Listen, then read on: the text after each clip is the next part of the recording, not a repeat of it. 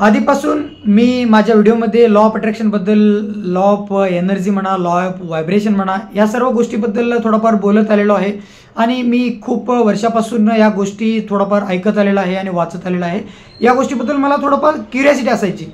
तर रिसेंटली एक 2 एक्सपिरियन्स मी सांगू इच्छितो, कारण त्यामध्ये मला वाटतं की यार खरंच मी विचार केला तसं झालेलं आहे ते ॲक्च्युली। तर सिच्युएशन असा होता की मागच्या वेळेला जेव्हा CA इंटरमिडिएट ग्रुप 2 ची मी एक्झाम दिली, कसं ग्रुप 1 माझा ओल्डमध्ये झालेला होता आणि ग्रुप 2 मध्ये त्यामुळं 2 सब्जेक्ट राहिले होते।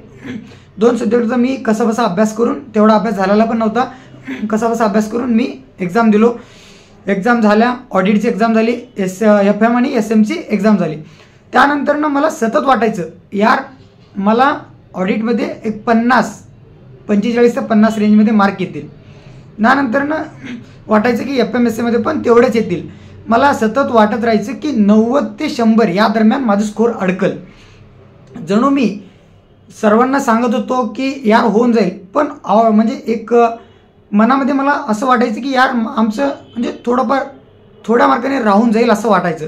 एक्झॅक्टली तेच झालं, मला 93 मार्क्स आले आणि थोड्याच मार्कानं माझं राहून गेलं। आता हे सिच्युएशन झालं। दुसरं सिच्युएशन मी सांगतो की या वेळेला असं झालं की ऑडिट पेपर मला चांगला गेला, खूपच चांगला गेला। मला वाटलं की यामध्ये ऑब्वियसली एक्झाम्शन येईल असं मला वाटलं। त्यानंतर मी FM आणि SMचा पेपर थोडाफार असं वाटलं की यार कसं पण आमचं ऑटोमॅटिक होऊन जाईल, त्यामुळे मी जरा चिल घेतलं, थोडाफार अभ्यास कमी झाला। त्यानंतर अनफॉर्च्युनेटली FMचा पेपर जरा टफच होता डेफिनेटली। ज्यांनी पेपर दिलं असेल त्यांना कळत असेल की यार FMचा पेपर थोडाफार होता ठीकठाक। त्यानंतर FM मी सोडवायला गेलो, सुरुवातीला FMला मला काही जमलं नाही, नंतर मी SM कडे गेलो, SM पेपर थोडंफार सोडवलो, कारण SM थिअरी असल्यामुळे SMला मार्क येणं इट्स डिफिकल्ट, त्यामुळे SMला थोडंफार मार्क्स थोडेच आले। नंतर मला असं वाटू लागलं की यार ऑडिटला तर एक्झाम्शन येईल, पण FM आणि SM मध्ये मला 40 मार्क्स येतील का, याबद्दल मला माझ्या मनामध्ये एक डाऊट निर्माण झाले पेपर झाल्या। त्यानंतर मी असं विचार करू लागलो, मला माहीत होतं की यार आपलं यावेळेला नक्की व्हायलाच पाहिजे आणि होणारच। आणि मला माहिती आहे की मी प्रत्येक जणांना ज्यांनी विचारतो, घरी असो, प्रत्येक मित्रांना, यस माझं यावेळेला डेफिनेटली होऊन जाईल, अरे आरामात होऊन जाईल असं मी प्रत्येक वेळा म्हणायचो, डेफिनेटली असं म्हणायचो। मला दुसरा पेपर इव्हन अवघड गेला होता, 40 येणं पण एक बोंबाबोंब होतीच, तरी पण मी असं म्हणत गेलो आणि मनामध्ये एक बिलीव्ह सिस्टम निर्माण झाली की यार कसं पण 100 मार्क ऑटोमॅटिक होऊन जाईल। त्यामुळे मी एक रिएक्शन व्हिडिओ टाकला होता, त्यामध्ये पण मी थोडाफार कॉन्फिडेंट होतो, कारण मला माहीत होतं की यार 100च्या वर मार्क्स येतील मला। असंच झालं नक्की, म्हणजे जरी अवघड गेला होता दुसरा पेपर, तरी पण त्याला आय थिंक 48-49 काहीतरी मार्क आले फॉर्च्युनेटली।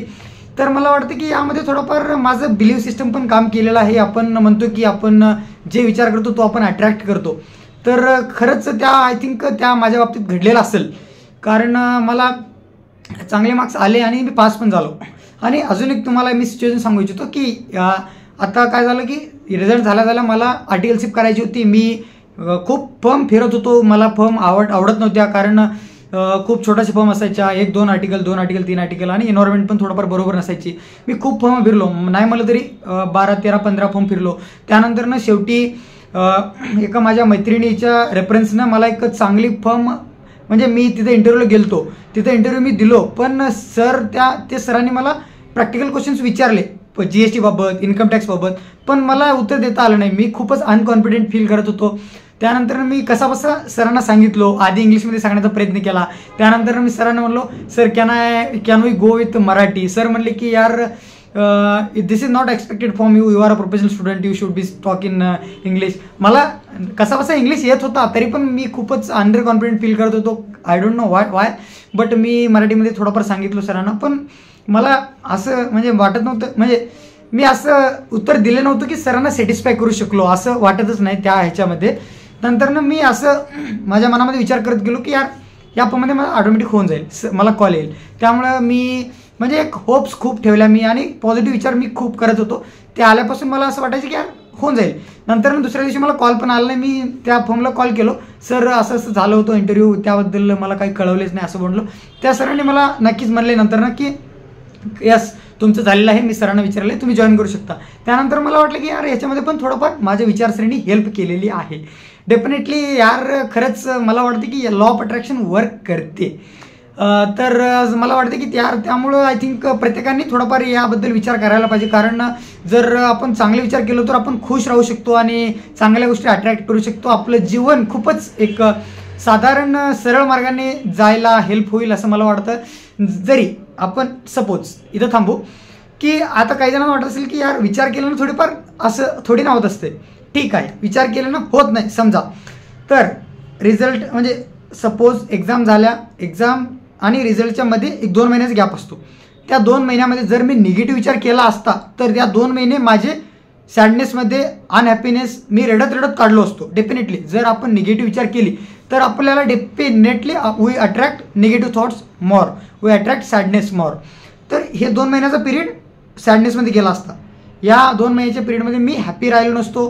हॅपी जर राहिलं नाही तर मी माझ्याकडे जे काम आहे ते व्यवस्थित केलं नसतो.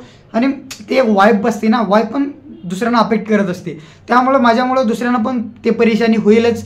आपण जर अनहॅपी असलो तर कोणतेही काम नीट होत नाही, आपण नीट बोलू शकत नाही दुसऱ्यांना, म्हणजे चांगले बोलू शकत नाही. सर्वच एक म्हणजे व्यवस्थित जात नाही कोणतंही काम, ते तसं होत असतं.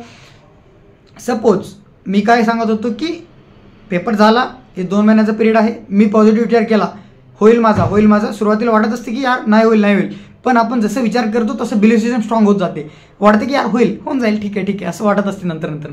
तर जरी असं मी विचार केला होऊन जाईल, 2 महिन्याचा पिरियड खूप आनंदीमध्ये गेला, कारण मी विचार केलो की होऊन जाईल. जरी रिझल्ट निगेटिव्ह आला त्या मोमेंटला आपल्याला थोडंफार दुःख होईल. ऑब्व्हियसली सर्वजण अभ्यास केलेले असतात, सर्वजणांना थोड्याच मार्कानं म्हणजे रिझल्ट गेल्यामुळे निगेटिव्ह म्हणजे दुःख होणं साहजिकच आहे. दुःख होईल, किती दिवस होईल, 4-5 दिवस होईल. त्यानंतर ना कसा बसा त्या सिच्युएशनमधून आपण बाहेर काढणं, डेफिनेटली बाहेर काढावंच लागतं आणि प्रिपरेशन करावंच लागतं. पण या 2 महिन्याचा पिरियड जर आम्ही आनंदीमध्ये घालवलो ना, हे एक प्लस पॉईंटच आहे पॉझिटिव्ह विचार केलेला. म्हणजे definitely law of attraction work करतं. आपल्याला जर वाटत नसेल तर हे पण एक फायद्याची गोष्ट आहे, याच्यामध्ये तोटा काहीच नाही असं मला वाटतं. तर प्रत्येकजण याच्याबद्दल थोडंफार ऐकायला पाहिजे आणि थोडंफार ह्याच्याबद्दल म्हणजे वाचायला पाहिजे थोडंफार. You need to know more about this. That's what I thought. This is all from this video. Thank you so much for watching this video. Thanks a lots. खुश रहो. Bye bye. Take care.